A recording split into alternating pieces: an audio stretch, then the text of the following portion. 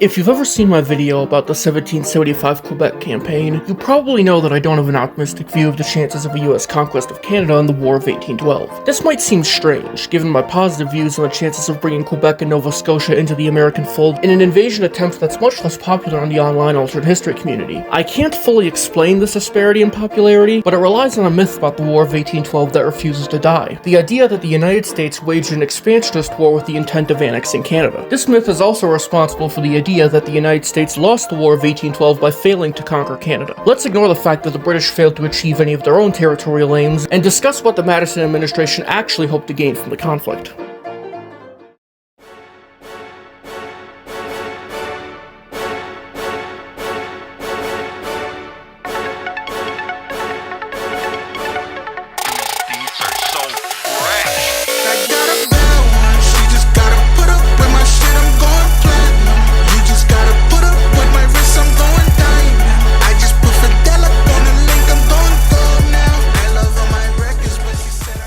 Relations between the United States and the United Kingdom had been deteriorating ever since Thomas Jefferson's presidency, with the British practice of impressment, or kidnapping American citizens and forcing them to serve in the Royal Navy. The British viewed the practice as essential, as they never would have been able to sufficiently man the only thing floating between Napoleon and London otherwise. But this issue, on its own, wouldn't have been enough to provoke a war. That came during the War of the Fourth Coalition. Both France and Britain, in a desperate attempt to strangle each other into submission, implemented counterproductive schemes designed to deny international trade to their enemy. For France, this was the Continental System in November 1806, which banned all European trade with Britain. For Britain, this was the Orders in Council in November 1807, which banned all foreign trade with France. These actions sparked both public and congressional outrage in the United States, but Jefferson and Congress did not resort to war. First came the ineffectual 1806 Non-Importation Act, then the 1807 Embargo Act, which didn't convince the British to stop, but it did destroy the US economy. The act was repealed in 1808, but the smaller sanctions that replaced it in the following years were just as ineffective. Jefferson's successor to the presidency, James Madison, had seemingly run out of options, and in June 1812, Congress declared war on Britain. It was an act of desperation by the Madison administration and kind of a bluff in a way. The hope was that the mere threat of war would convince the British to make the necessary maritime concessions and eliminate the need for bloodshed. This is why the president began seeking a peace agreement with the British almost as soon as the declaration of war passed Congress. These peace feelers made no mention of handing over Canada. His war message to Congress, as well as speeches given prior, also did not focus on any desire to conquer Canada.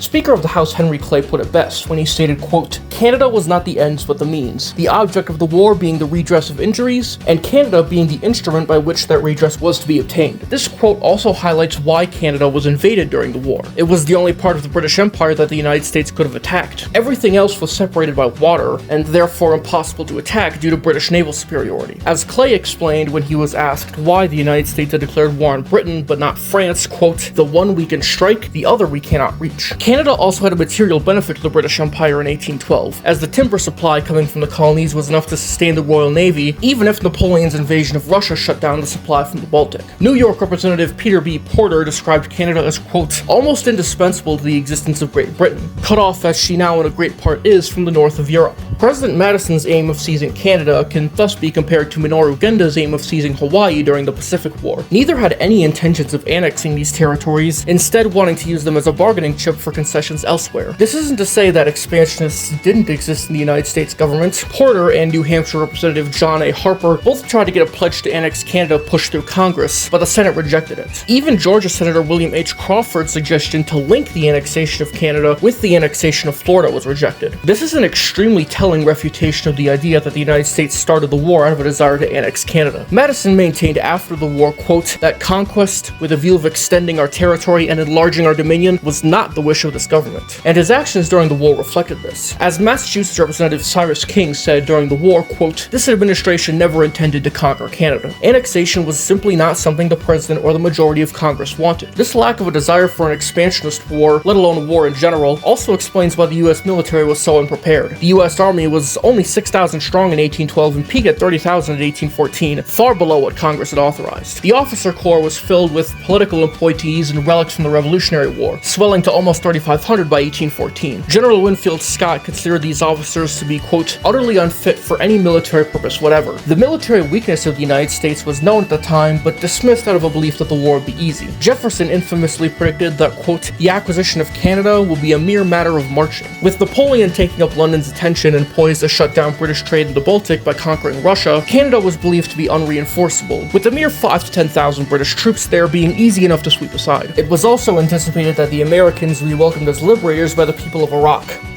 Canada.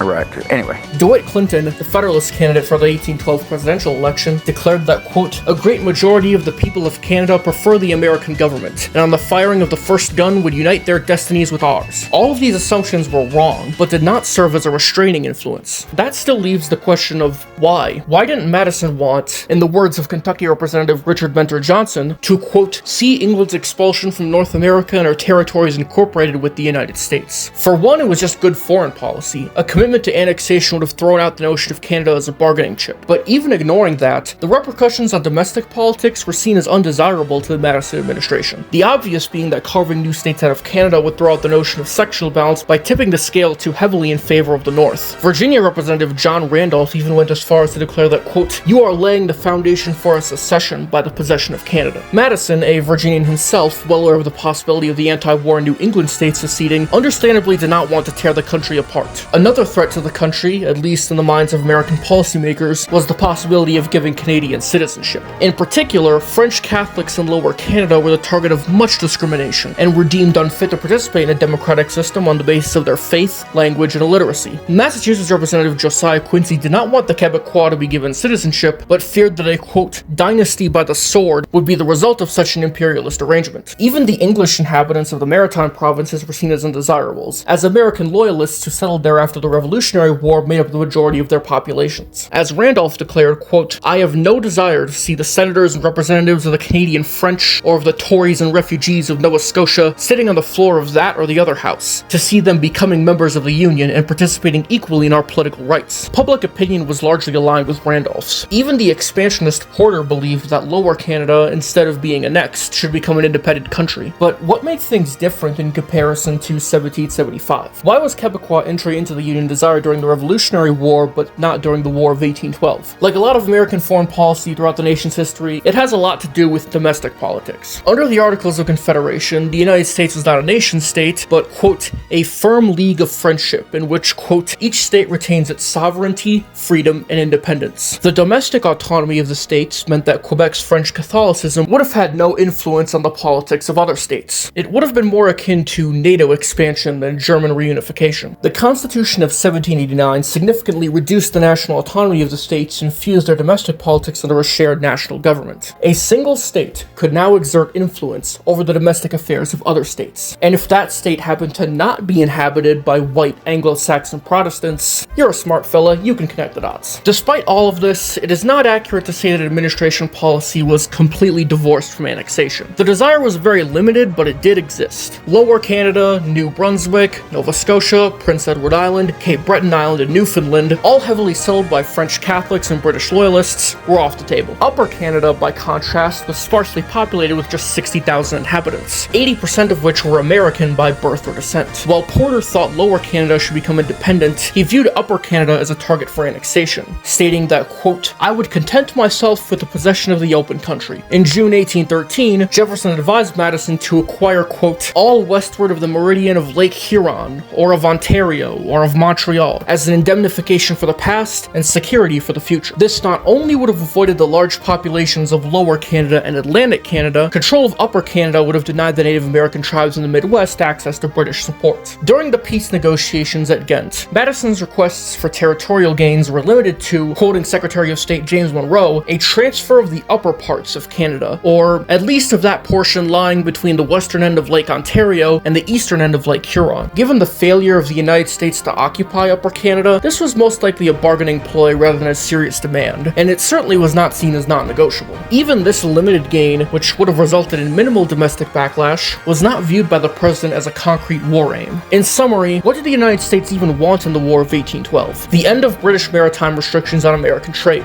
That end was intended to be achieved by the occupation of Canada, which would serve as something to return to the British in exchange for an end to their maritime restrictions. The expansionists in Congress, who desired partial partial or total annexation were never in the majority, and even Upper Canada, the only British colony viewed by the Madison administration as an acceptable gain, was not a priority. Even within this narrow definition, the United States still did not win the War of 1812. The orders in council were repealed 2 days before the war began, although news did not arrive until after Congress declared war on Britain. The Treaty of Ghent made no mention of any other maritime issues, and no concessions were made on London's end. The War of 1812, while certainly not lacking in consequence, was absolutely lacking in necessity. Circling back to what I said at the beginning of this video, the United States had a much better chance of union with Canada in 1775 than in 1812, solely on the basis that union with Canada was actually desired in 1775. Even if the United States had occupied most of Canada in 1812, it probably would have been returned to the British after the war. Upper Canada might have been annexed, but that would have been it. This settlement altogether wouldn't have been too different from the 1848 Treaty of Guadalupe Hidalgo that ended the Mexican War. The United States did not annex all of Mexico despite achieving total victory over the country and occupying the nation's capital, and only walked away with lightly populated New Mexico and California. This was when the United States was actually fighting an expansionist war, and even then the pickings were much slimmer than they could have been. If the United States did not annex Mexico in an expansionist war, particularly because of the large Mexican population perceived as alien, why would the United States have annexed Canada given the similar views about Canadians in a war that was not expansionist in nature and saw the rejection of total annexation by the President and Congress?